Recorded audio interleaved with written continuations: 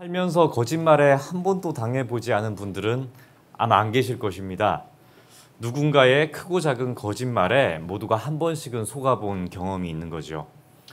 때로는 알면서도 속아주는 거짓말이 있기도 하지만 대부분 남이 나를 속였다는 것을 알게 될 때는 화가 많이 나기도 합니다. 성도님들의 인생에서 가장 크게 속은 사건이 있다면 어떤 사건이 있으십니까? 어떤 사건에 한번 속아보셨습니까? 결혼이요? 네, 더 이상 묻지 않겠습니다. 그렇다면 성도님들은 누군가 나에게 거짓말을 했다는 것을 알게 되었을 때 어떻게 반응하는 편이십니까? 작은 일들에 대한 속임이야 며칠 앓다가 넘어갈 수도 있겠지만 큰 손해를 보게 되는 속임의 경우에는 오랜 기간 동안 마음이 많이 상하게 됩니다.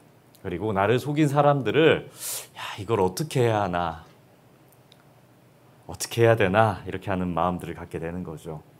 하지만 속임을 당한 후 그 대처를 어떻게 하는가에 따라서 앞으로 그 일은 우리에게 마이너스가 아닌 플러스가 될 수도 있음을 우리는 알아야 합니다.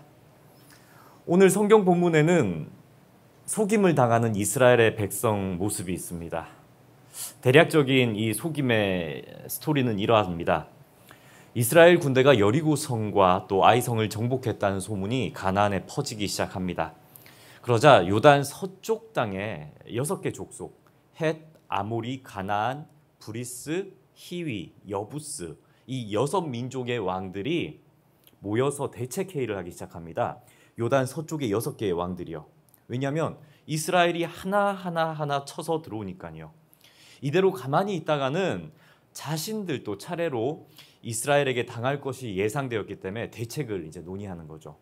그래서 이 6왕은 하나의 연합군을 결성해서 이스라엘을 대적하기로 이제 마음을 모았습니다. 그런데 이 가나안 서쪽, 요단 서쪽, 이 가나안 6족속 중 히위 족속, 이 히위 족속에 속한 기브온 주민들이 있습니다. 히위 족속이요, 기브온 땅의 주민들은 이 연합군에 들어가 싸우는 것을 선택하는 대신에 반대로 이스라엘과 평화조약을 맺어서 자신의 목숨을 부지할 것을 계획합니다. 그들의 생각에 이스라엘과 전쟁하면 질 게 뻔하고 오히려 평화조약을 맺어서 목숨을 부지하는 게 낫다는 생각인 거죠. 그런데 이 기브온 주민들의 계획은 사실은 이루어질 수 없는 계획입니다. 왜냐하면 이스라엘에는 모세 때로부터 하나님께서 하신 명령이 하나 있는데 그 명령은 가나안에 속한 모든 족속들을 진멸하라는 명령이 있었기 때문입니다.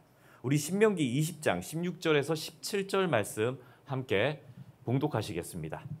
오직 내 하나님 여호와께서 내게 기업으로 주시는 이 민족들의 성읍에서는 호흡 있는 자를 하나도 살리지 말지니 곧 헷 족속과 아모리 족속과 가나안 족속과 브리스 족속과 히위 족속과 여부스 족속을 내가 진멸하되 내 하나님 여호와께서 내게 명령하신 대로 하라. 아멘. 아멘.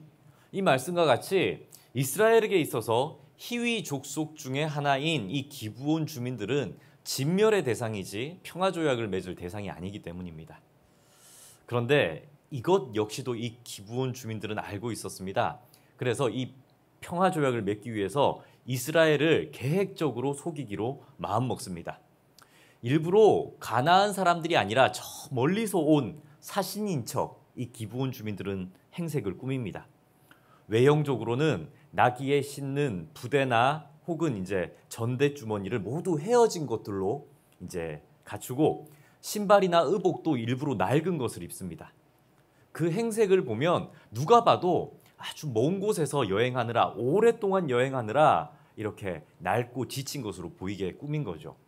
심지어 배낭 속에 먹을 것들도 곰팡이가 난 떡, 그러니까 오랜 여행으로 인해서 떡이 곰팡이가 났다 이렇게 꾸미기 위해서 그러한 떡을 넣는 치밀함도 이들은 보입니다.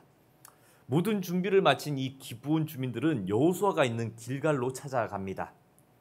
그리고 여호수아를 찾아가서 평화조약에 대해서 얘기를 하는 거죠. 그러자 이 여호수아는 처음엔 이들을 경계합니다. 그러면서 이렇게 떠묻는 거죠. 너희들은 희위 사람들이 아니냐? 너희들과는 조약을 맺을 수 없다고 거절합니다. 떠보는 겁니다. 겉으로 보기에는 오랜 먼 곳에서 온 사람들 같지만 너희들 희위 사람들 아니냐? 이렇게 떠보는 거죠. 그런데 이 기브온 주민들은 거짓말을 하기 시작합니다. 그러면서 먼저는 자신들을 낮추어서 여호수아가 들으면 기분 좋은 말들을 하는 거죠. 자신을 당신의 종들, 우리는 당신의 종들입니다 라고 이제 표현합니다. 그러면서 원래 사기가 그렇지 않습니까? 진실 반, 거짓 반을 섞어서 이렇게 여호수아에게 대꾸하기 시작합니다. 9절 말씀을 보면 이렇게 얘기하는 거죠.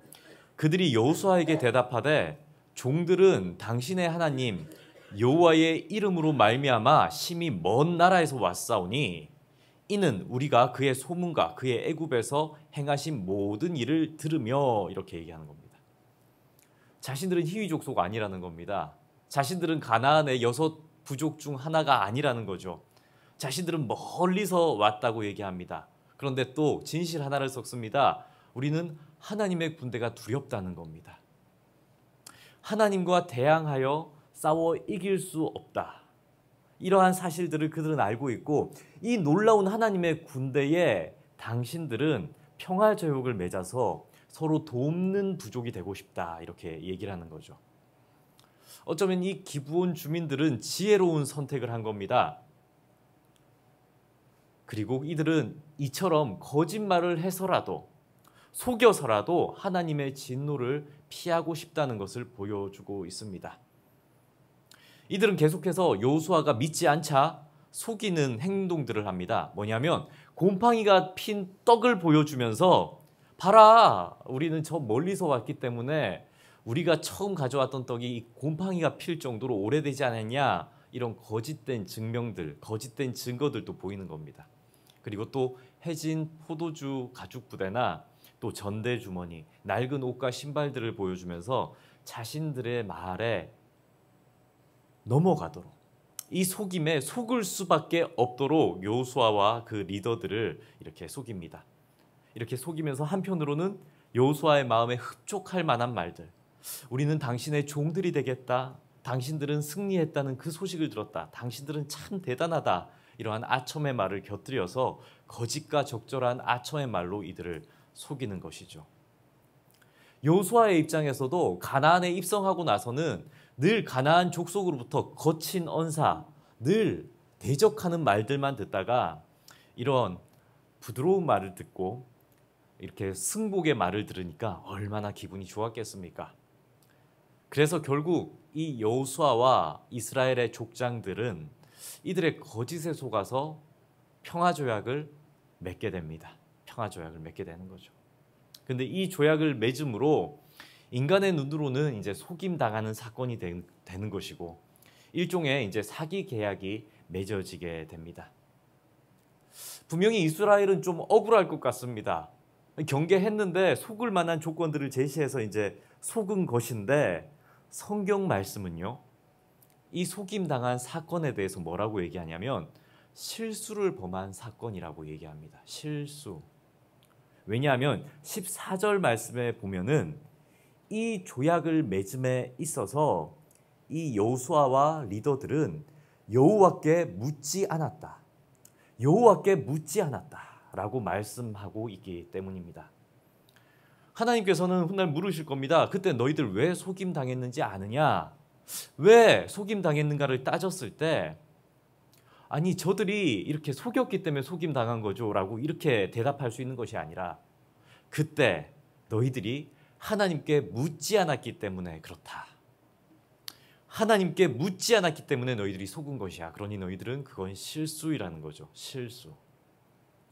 이스라엘은 이 여호수아는 아이성 전투 때에도 하나님께 의견을 구하지 않았습니다. 여호수아는 자신의 판단에 확신이 서기만 하면 여러 사람들이 동조해서 이렇게 가반수가 이렇게 얘기하기만 하면 하나님께 묻지 않는 실수를 지금도 범하고 있는 것이죠. 하나님께서는 이 사기 사건에 대해서 여호수아의 명백한 실수임을 지적하고 계신 것입니다. 그런데 이 얼마나 우리의 모습과 비슷한지요. 뭐 이런 것까지 물어야 하는가? 이 정도는 내가 알아서 할 일이지. 뭘 그 정도 가지고 기도까지 해야 하는가? 그냥 돈으로 또는 능력으로, 인맥으로 해결하면 되는 일이지 뭘 그걸 기도까지 하고 하나님께 물어야 하는가? 기도에 대해 귀찮아하고 하나님께 묻는 것에 대해서 자존심 상해하는 우리들의 모습과 비슷합니다. 사랑하는 성도님들, 이러한 여호수아 그리고 리더들의 실수를 보면서 우리는 본문이 주는 첫 번째 교훈을 얻을 수 있습니다. 그것은 매사를 하나님께 물어보라는 교훈입니다. 만약 여호수아가 기브온 주민과 조약을 맺기 전에 그때 당시에 하나님께 묻는 방법은 우림과 둠밈이라는 하나님이 주신 기구가 있죠. 이것을 이용해서 하나님의 뜻, 하나님의 가부를 물었다면 이들은 속지 않았을 것입니다. 만일 이때 여호수아가 자신의 자의적 판단을 맹신하지 않았다면, 자기 자신 혹 주위에 있는 여러 리더들의 말을 듣고 판단하지 않았다면 오히려 하나님께 선택을 넘겨드리고 그리고 기도로 나아갔더라면 이들은 앞으로 있을 곤란한 일이 이들에겐 찾아오지 않았을 겁니다. 우리는 때로는 하나님의 뜻을 묻고 구하는 일들에 대해서 깜빡깜빡합니다. 하지만 우리는 늘 실수할 수 있는 존재라는 사실을 잊지 마시길 바랍니다. 우리는 부족하지만 하나님은 완전하신 분이시고 우리는 연약하지만 그래서 한 치 앞도 보지 못하는 우둔한 인생이지만 우리의 삶의 인도자 되시는 하나님께서는 우리의 모든 삶의 앞길을 알고 계시는 분이심을 잊지 마시기 바랍니다. 그래서 우리가 앞길을 걸어나갈 때 어떠한 일들, 조그만한 일들 같아도 모든 일을 하나님께 묻고 나아가시는, 묻고 전진하시는 우리 모든 성도님들 되시기를 축복합니다. 한번 따라해 보시길 바랍니다. 하나님께 모든 일을 물어보자. 하나님께 모든 일을 기도하자. 한번 더 해볼까요? 결정하기 전에 물어보자. 결정하기 전에 기도하자. 네. 자, 이제 결국 이 평화조약을 맺은 후 얼마 지나지 않았습니다. 사흘 후가 되는데요. 불과 사흘 후에 이 기브온 주민들이 이스라엘을 속였다는 사실이 온 백성들 앞에서 이제 드러나게 되는 사건이 있습니다.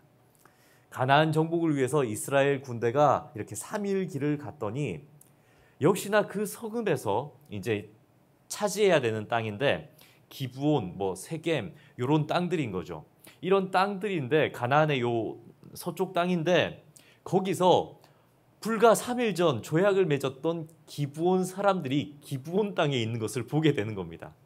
아니 이들은 분명히 멀리서 왔다고 했는데 아닌 거죠. 이들이 정복해야 할 땅의 백성들임을 이렇게 만나게 되는 겁니다. 그리고 이스라엘 사람들은 이 땅을 쳐야 하는데 리더들이 그것을 못하게 합니다. 왜냐하면 평화조약을 맺었기 때문입니다. 이 곤란한 사건이 생기는 거죠.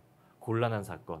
17절과 18절이 이 상황을 우리에게 보여줍니다. 우리 다 함께 말씀 봉독하겠습니다. 이스라엘 자손이 행군하여 셋째 날에 그들의 여러 성읍들에 이르렀으니 그들의 성읍들은 기브온과 그비라와 브에롯과 기란 여아림이라. 그러나 회중 족장들이 이스라엘의 하나님 여호와로 그들에게 맹세했기 때문에 이스라엘 자손이 그들을 치지 못한지라. 그러므로 회중이 다 족장들을 원망하니. 아멘. 아멘. 여호수아와 이스라엘은 정복해야 할 기브온 성읍, 하나님께서 진멸하라 한 이 기브온 성읍에 도착했는데 눈앞에 두고 진멸할 수 없는 상황을 맞이하게 된 거죠. 그래서 이 리더와 족장들 난처한 상황에 몰리게 됩니다. 이스라엘 백성들이 아니 왜 그렇게 성급하게 결정을 내렸냐고, 왜 잘 알아보지 않고 이렇게 평화조약을 맺어서 우리의 진군을 막느냐고 이렇게 원망하는 그 소리가 들리기 때문입니다. 이 리더들은 백성들 보기에도 민망하고 하나님 앞에서도 큰 실수를 저지른 것이죠. 자, 그럼 이제 이 리더들이 할 수 있는 대처는 두 가지일 겁니다. 선택지가 두 가지일 텐데요. 1번 선택지는 기브온 사람들이 속여서 조약을 맺게 된 것이니까 이 조약을 무효화하고 전쟁을 벌이는 겁니다. 그래서 이 기브온 땅을 진멸시켜 버리는 거죠. 백성들의 원망을 피할 수 있는 가장 쉬운 방법, 이 평화 조약을 무효화시키는 것. 가장 인간적이고 쉬운 해결책일 겁니다. 하지만 이렇게 할 경우에 한 가지, 하나님의 이름으로 맹세한 이 조약을 파기하게 됨으로써 하나님의 이름이 땅에 떨어진다는, 하나님의 영광을 실추시킨다는 이 단점이 있습니다. 두 번째 선택은 조약을 계속 지키는 거죠. 그래서 기브온을 진멸하지 않고 이 땅은 그냥 넘어가는 겁니다. 하지만 이 선택은 나중에 훗날 인간적으로 위험 요소가 많이 있습니다. 먼저는 백성들의 실망과 원성으로부터 리더십이 흔들린다는 것이고, 두 번째는 살려둔 이 기브온 백성을 두고 진격해 나갔을 경우 이 기브온 백성들이 배신하게 되면 어떻게 될까요? 훗날 전쟁의 학은을 남기게 되는 것이죠. 언젠가 이 백성들이 배신한다면 그 가장 치명적인 위험 부담을 안고 살아갈 수밖에 없는 이 두 번째 선택인 것입니다. 이러한 선택지 앞에서 여호수아와 리더들은 두 번째, 조약을 지키는 선택을 하게 됩니다. 조약을 지키는 선택은 여호수아로 하여금 자신들이 감수해야 할 위험이 뭔지 알게 될 것입니다. 백성들의 원망과 훗날의 학은인 거죠. 하지만 이 여호수아의 선택은 비록 실수하여 맺은 조약이라고 할지라도 자신들의 실수를 무마하기 위해서 또 다른 악으로 악을 갚아서는 안 된다는 생각 때문에 이뤄진 결정입니다. 비록 우리가 속임당해서 맺어진 조약이긴 하지만 그것 때문에 또 다른 악으로 이 조약을 이렇게 파기할 수 없다는 생각인 거죠. 그게 무슨 말이냐면 19절에 그 이유가 명확하게 나와 있는데 19절 말씀 제가 잠깐 읽어드립니다. 모든 족장이 온 회중에게 이르되 우리가 이스라엘의 하나님 여호와로 그들에게 맹세하였은즉, 우리가 이스라엘의 하나님 여호와로 그들에게 맹세하였은즉 이렇게 얘기하는 겁니다. 이 조약을 지켜야 하는 이유, 그것은 여호와의 이름, 하나님의 이름으로 맹세하였기 때문에 이렇게 얘기하는 거죠. 안다. 우리가 어리석은 거, 우리가 실수했던 거, 우리가 분명 부주의했던 거 인정한다라는 겁니다. 하지만 이 조약은 이스라엘의 하나님 여호와의 이름으로 맹세한 것이니까 깨트릴 수 없고 이 조약은 지켜야 한다라고 결정한 거죠. 차라리 우리가 모든 비난을 받고 대가를 치른다 하더라도 하나님의 이름의 권위를 스스로는 부정할 수 없다는 얘기입니다. 우리는 이들의 이러한 결정과 모습에서 신앙인이 지켜야 할 최후의 양심과 가치가 무엇인지를 보게 됩니다. 그래서 이 모습을 통해서 우리가 얻게 되는 두 번째 교훈은 우리가 실수로 맺은 약속이라 할지라도 하나님의 공의, 하나님의 이름의 영광을 지키라는 것입니다. 우리는 실수를 했더라도, 우리가 손해를 보게 되는 어떠한 일을 경험케 되었다 할지라도 하나님의 권위와 그 이름을 지켜야 합니다. 우리가 주기도문에서 아버지의 이름이 거룩히 여김을 받으시오며 라고 늘 기도하지 않으십니까? 그 거룩히 여김을 받으시는 일이 바로 이러한 우리의 상황과 처지가 어찌 된다 할지라도 하나님의 영광을 높여드리는 이러한 공의의 모습을 통해서 실현되기 때문입니다. 내가 손해를 보더라도, 내가 비난을 받더라도 하나님이 안 계신 것처럼 살 수가 없고 주님의 이름을 훼손할 수 없다는 결단, 내가 손해를 보더라도, 내가 비난을 받더라도 이렇게 지켜나가는 것, 이게 바로 우리 신앙의 고백인 것입니다. 결국 그들은 21절에서 무리들에게 이렇게 명령하죠. 그들을 살려라. 기브온 주민들을 그냥 살려라. 맹세를 지켜, 조약을 지켜 하나님의 영광스러운 이름을 지키기 위해 그들을 살려라, 이렇게 얘기합니다. 그러면서 기브온 주민들에게는 이렇게 명령합니다. 이스라엘을 위해서, 그리고 성소를 위해서 나무를 패고 물을 깃는 자들로 너희들은 이제 살아가라.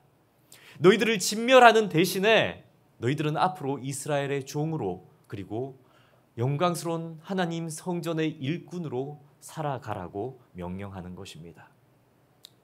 성도님들, 우리도 큰 실수를 저지를 수 있습니다. 하지만 그럼에도 우리는 하나님의 이름을 위해 신앙의 양심과 공의를 지켜야 합니다.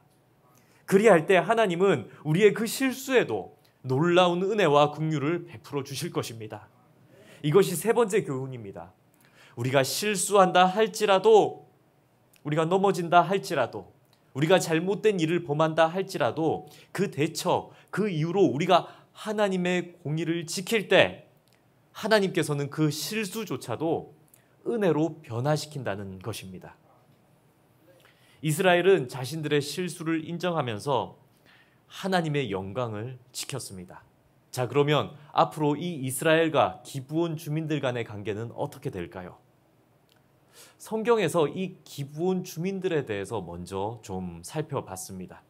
그랬더니 이 기브온 주민들은 좀 이상하지 않습니까? 왜냐하면 가나안의 다른 6 족속들, 아까 얘기했던 그 6 족속들은 연합을 이루어서 대적하고 싸우려고 했습니다. 그런데 그 6 족속 중 하나 히위 족속에 기브온 부족이 들어있다고 했습니다. 히위 족속 안에 이 기브온 주민들은 다릅니다. 뭐가 다릅니까? 이들은 같이 싸우려고 마음먹은 게 아니라 이스라엘의 종이 되기로 마음먹고 평화조약을 맺습니다. 그리고 이들은 앞으로 어떻게 살게 될 것인가에 대해서 이들은 어떻게 생각했기 때문에 이러한 결정을 했을까? 좀 의문이 듭니다. 그래서 이러한 의문들을 갖고 왜 이 기브온 주민들은 이런 선택을 했을까? 성경에서 찾아봤더니 놀라운 하나님의 섭리가 숨어 있었습니다. 기브온의 먼저 과거입니다. 500년 전 이 기브온 족속은, 이 기브온 부족은 야곱 시대 때 등장합니다. 야곱 시대 때. 그러니까 500년 전쯤인데 창세기 34장에 보면 야곱의 딸 디나가 강간당하는 사건이죠. 여러분께서 잘 아시겠지만 이 야곱의 딸 디나가 강간당함으로써 야곱의 아들들이 어떻게 하냐면 그 히위 족속, 이 디나를 강간한 족속이 바로 히위 족속인데 히위 족속 중에 세겜 부족을 완전히 전멸시키는 사건이 창세기 34장에 나옵니다. 야곱의 딸 디나가 세겜 성읍으로 놀러 갔다가 그 땅의 추장 세겜에게 강간을 당하는 사건이 있었는데 그 사건 이후 추장은 디나를 버리지 않고 자기 아내로 삼고자 합니다. 그래서 그 아버지 족장에게 말을 하는데 친히 그 아버지 족장까지 야곱에게 찾아와서 큰 혼수와 선물을 약속하면서 자기 부족과 야곱의 부족이 서로 하친 조약을 맺고 통혼도 해서 이 세겜 땅이 넓으니까 야곱 너희들, 이스라엘 족속들아 너희들이 여기 와서 살으라 이렇게 하는 제안까지도 하게 됩니다. 상황이 반대인 거죠. 세겜, 그러니까 이 히위 족속이 더 강대할 때의 이야기입니다. 물론 이러한 일들 역시도 이스라엘의 신앙 가치관으로는 불가능한 일입니다. 야곱은 당연히 그 제안을 거절하는 게 옳은 것이죠. 하지만 야곱의 아들들은 야곱과 같이 약삭빠른 머리가 있었습니다. 이들은 세겜과 그 족장을 속여서 약속을 하나 합니다. 좋다. 너희들이 제안하는 대로 우리가 그렇게 하겠다. 하지만 우리는 할례 받지 않은 사람들과는 통혼할 수가 없고 누이도 줄 수 없다. 그러니까 너희 세겜의 사람들아, 히위 족속들아, 너희들은 모두 남자들에게 할례를 행해라. 그리하면 우리는 너희와 혼인을 하고 한 민족이 될 것이라고 이미 500년 전에 이스라엘이 먼저 약속을 한 겁니다.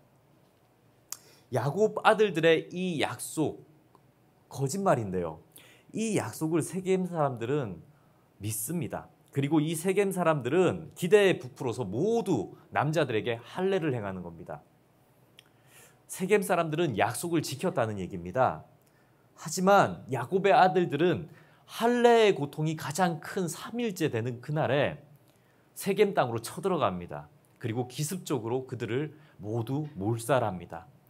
세겜 성은 하루아침에 피바다가 되고 그 부족은 거의 멸망하다시피 여자들만 남고 모두 망해버립니다. 이스라엘은 이미 과거에 이 세겜 족속으로 불리는 히위 족속과 먼저 거짓된 약속을 했던 것입니다. 이스라엘이 먼저 거짓 약속을 했던 거죠. 그뿐 아니라 500년 전에 이 이스라엘은 약속을 지키지 않음으로써 하나님의 이름을 짓밟았었고, 그리고 하나님의 공의도 실현하지 못했습니다. 하지만 500년이 지난 지금 야곱의 후손들이 그때 히위 족속의 후손인 기브온과 약속을 맺게 되는 사건이 여기 일어나는 것이죠. 얼마나 놀랍지 않습니까? 반대의 상황, 이번에는 이스라엘이 기브온 주민들에게 속아서 평화조약을 맺게 되는 사건. 하나님은 500년 전 야곱의 자손들로 인해서 무너진 그 이름의 명예를 회복하시길 어쩌면 기다리고 계셨는지 모르겠습니다. 그리고 그날의 세겜의 후손들이 누구로 추측되냐면 히위 족속인데, 이 세겜 땅과 기브온 땅은 불과 10km 지역에 있는 사람들입니다. 그리고 이날의 세겜은 멸망해서 땅을 이동한 곳이 바로 이 기브온 땅이라고 지질학자들이 추측하는 걸로 봐서 동일한 사람들, 이 동일한 사람들이 이렇게 있었던 거죠. 그러니까 동일한 겁니다. 디나 사건으로 멸망한, 이 멸망에 가깝게 된 부족들이 하나님의 회복하심으로, 하나님의 자비하심으로 이제 하나님에 대한 그러한 일들이 있기 때문에 이 이스라엘 주민들을 더 두려워했다는 겁니다. 이제 하나님께서는 500년 전의 그 일을 현재의 이스라엘이 평화조약을 지킴으로써 기브온 주민들에게 대갚아 주시는 은혜, 이 은혜를 베푸실 수 있게 된 거죠. 이스라엘 주민들은 몰랐을 겁니다. 하지만 이들이 하나님의 이름을 지키고자 맹세를 지켰을 때 500년 전 이들이 범했던 잘못들, 500년 전 이들이 실추시켰던 하나님의 영광이 500년 후 이렇게 실현될 수 있었다는 것입니다. 22절 말씀에 여호수아는 기브온 주민들에게 또 묻습니다. 22절 말씀인데요. 여호수아가 그들을 불러다가 말하여 이르되 너희가 우리 가운데에 거주하면서 어찌하여 심히 먼 곳에서 왔다고 우리를 속였느냐. 그러자 24절에 이 기브온 주민들은 이렇게 대답합니다. 우리 함께 봉독합니다. 그들이 여호수아에게 대답하여 이르되 당신의 하나님 여호와께서 그의 종 모세에게 명령하사 이 땅을 다 당신들에게 주고 이 땅의 모든 주민을 당신들 앞에서 멸하라 하신 것이 당신의 종들에게 분명히 들리므로 당신들로 말미암아 우리의 목숨을 잃을까 심히 두려워하여 이같이 하였나이다. 아멘. 이것은 이미 다 이제 속인 사건, 평화조약이 다 거짓이라는 게 밝혀지고 난 후에 여호수아가 진실로 물었고 또 진실로 이 기브온 주민들이 대답한 사건입니다. 이 겉으로 보기에는 속고 속이는 500년 전의 사건과 500년 후의 사건이 이렇게 있었지만 이 속에서 하나님의 영광을 높이고자 하는 사람들이 있을 때 하나님의 자비하심이 이들을 통해서 드러나는 장면들인 거죠.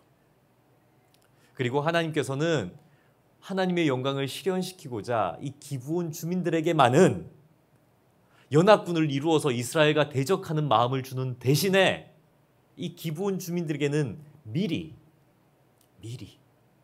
하나님의 자비하심으로 하나님의 심판을 듣고 믿고 두려워하게 했다는 그 마음을 주셨다는 것이죠.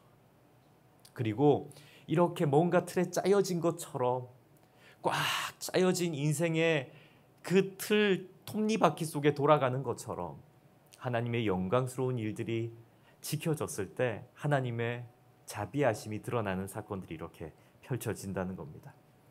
그리고 이 기브온 사람들, 나중에 훗날 화근이 되지 않을까 염려했던 이 기브온 사람들이 어떻게 되는지 아십니까? 이 사람들은 놀랍게도 이스라엘과 한 민족과 같은, 한 형제와 같은 정말 동일한 정체성을 가진 하나님의 사람들이 됩니다. 이들은 비록 백성들, 이스라엘 백성들과 성전을 위한 종으로서 노동하며 살게 되지만 하나님을 알게 되고 그 성전에서 일하면서 하나님을 깨닫게 되고 더욱이 우방 신상을 모두 제하고 하나님만을 섬기는 하나님의 사람들이 되는 은혜를 받게 됩니다. 뿐만 아니라 자신들이 소유했던 땅이 있지 않습니까? 이 기브온 땅, 이 땅을 누구에게 이렇게 기부하냐면 이스라엘 지파 중에 한 지파, 레위 지파에게 이 땅을 기부하게 됩니다. 그래서 이 땅은 이 기브온 땅, 기브온 땅은 훗날에 이스라엘의 솔로몬이 왕이 되었을 때 그 감사의 1,000번제를 드리지 않습니까? 1,000번제를 드리는 제사의 장소가 바로 이 기브온 땅입니다. 그리고 더 시간이 흐릅니다. 이제 바벨론 포로 시대까지 가게 되는데 느헤미야 3장과 7장에 보면은 이 바벨론의 포로로 끌려간 이스라엘 백성들의 모습이 나오고 그 고레스 칙령으로 인해서 그 포로들 중 너희들 원하는 사람들은 다시 예루살렘으로 돌아가라, 귀환하라라는 이러한 기적 같은 명령을 받게 됩니다. 귀환 명령인 거죠. 그런데 이 귀환 명령은 좀 선택적입니다. 뭐냐면 돌아가고 싶은 사람들은 돌아가도 된다라는 거죠. 근데 돌아갈 이 이스라엘 예루살렘 땅을 봤더니 바벨론에서 오랫동안 정착한 이 이스라엘 사람들이 돌아갈 예루살렘 땅을 봤더니 예루살렘 땅이 어떻게 되어 있습니까? 초토화되어 있습니다. 성전, 성벽도 다 무너져 있고 이곳은 이미 황폐해져 있는 거죠. 누가 돌아가려고 하겠습니까? 돌아가면 성전도, 성벽도 다 재건해야 되고 삶의 기틀을 다 마련해야 되니 돌아가고자 하는 사람들이 소수인 거죠. 그런데 자, 이 선택적 기한에 돌아가라, 이스라엘 너희 민족은 돌아가도 된다라고 했을 때 이 기브온 사람들은 자신들의 손해를 감수하면서까지 돌아옵니다. 예루살렘으로 돌아와서 느헤미야 말씀에 보면 이름까지 올려가면서 성벽과 성전을 재건하는데 일임을 감당하는 것이죠. 이게 뭘 의미하는 겁니까? 이 기브온 주민들은 화근이 되기는커녕 훗날 그들의 정체성이 하나님의 자비하심을 알고 하나님의 사람이 되는 하나님의 자손으로서의 정체성을 갖게 됐다는 것을 의미하는 것이죠. 사랑하는 성도님들, 여호수아와 이스라엘 백성들은 속임당했다고 여긴 조약이 바로 이 평화조약이었습니다. 기브온과의 평화조약이었습니다. 하지만 여호와의 이름을 위해서, 여호와의 영광을 위해서, 여호와의 명예를 위해서 공의롭게 지켰을 때 과거 야곱의 아들들, 자신의 선조가 범했던 실수를 만회할 수 있었고 이방 민족인 기브온이 하나님의 자녀로 살아갈 수 있도록 변화시키는 놀라운 일을 할 수가 있었습니다. 이들은 사기당한 것 같고 속임당한 것 같고 그러한 일들을 실수라고 얘기했지만 그들이 그 실수 이후에 하나님의 이름과 영광을 위해 대처했을 때 오히려 이방 민족이 하나님께로 돌아가야 하는 그 길을 놓았다는 얘기입니다. 뿐만 아니라 더럽혀졌던 하나님의 영광, 하나님의 이름을 다시 영광스럽게 이 땅에 수놓게 됩니다. 이 땅을 살아가는 우리들 역시 이스라엘과 같이 속임을 당할 수도 실수를 저지를 수도 있습니다. 하지만 우리는 어쩔 수 없습니다. 그럴 수밖에 없는 존재입니다. 그래서 그 일 후에 우리가 가져야 되는 마음은 하나님의 공의를 어떻게 하면 지킬 것인가? 그 대처에 있어서 어떻게 하면 하나님의 이름을 높일 것인가 하는 생각일 것입니다. 우리가 그러한 실수 이후에 하나님의 공의를 지키고자 살아간다면 그 실수조차도 은혜로 바꾸시는 하나님의 자비를 만나게 될 것입니다. 속임을 당하고 우리가 실수하는 것은 어쩔 수 없는 일일지 모릅니다. 하지만 그 후 우리가 어떻게 그 사건에 대처하는가 하는 것은 우리의 선택에 달려 있습니다. 어떠한 경우라도 하나님의 이름을 영광스럽게 성도로서 부끄럽지 않게 대처하시는 저와 성도님들이 되기를 축복합니다. 그때 우리를 통해서 하나님의 자비가, 하나님의 은혜가 이 땅 가득 울려 퍼질 것입니다. 기도하겠습니다. 하늘에 계신 하나님 아버지, 우리는 이 땅을 살면서 때론 속이는 자로, 때론 속임 당하는 자로 실수하며 인생을 살아갑니다. 하지만 그러한 실수조차 하나님의 이름을 거룩히 여길 때에 은혜의 기회로 삼으실 줄 믿습니다. 이스라엘을 통해 기브온을 구원하신 것과 같이 우리의 실수를 통해서도 역사하여 주옵소서. 부족하고 연약하며 실수투성이일지라도 주의 얼굴을 구할 때에 저희를 구원하여 주옵소서. 이 시간 말씀을 들은 저희 모두가 하나님의 은혜 안에 거하는 시간들을 살게 하옵소서. 이 모든 간구 우리 주 예수 그리스도의 이름으로 기도드립니다. 아멘.